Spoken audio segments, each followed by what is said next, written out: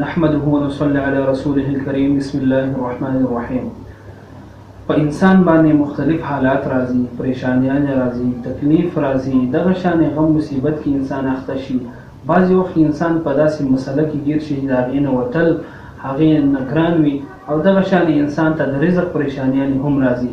د دې وجې نه نبي علیه الصلاة وسلام تعلیمات دي موږ تاسو ته یې ښودلي دي چې یاره چې کوم انسان په ځان باندې استغفار لازم کړي.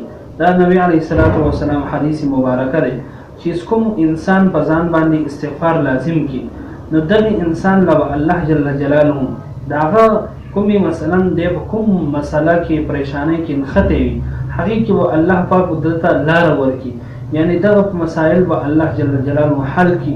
هره تنګۍ کې به الله دله انسان له لار ورکړي.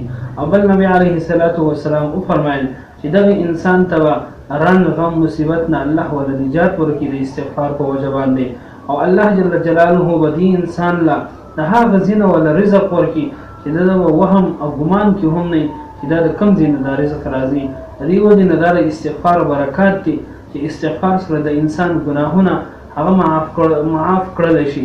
ځکه په انسان باندې حالات چې راځي دا د ده عمل په بنیاد باندې د باندې حالات راځي، پریشانیان راځي، تکلیف راځي، دغه شان غم مصیبت راځي.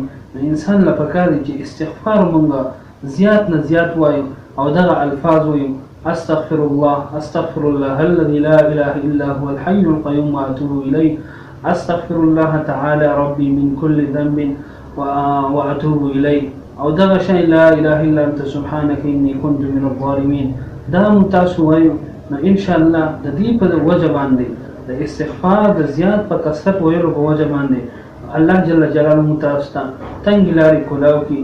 زموږ څومره مسایلو کې نښتي یو هغه مسایلو نه به الله جل جلاله خلاص کړي، او د دې سره رنګ غم مصیبت نه موږ له خلاصي الله راکړي، او رزق به الله جل جلاله د هغه ځای نه راکوي چې زموږ د وهم او ګمان کې ونه وي. د دې وجې نه موږ تاسو له پکار دی چې استغفار زیات اهتمام کوو. د دې وجې نه نبي علیه الصلاة وسلام فرمایي چې زه هم سل پیرې استغفار کوم.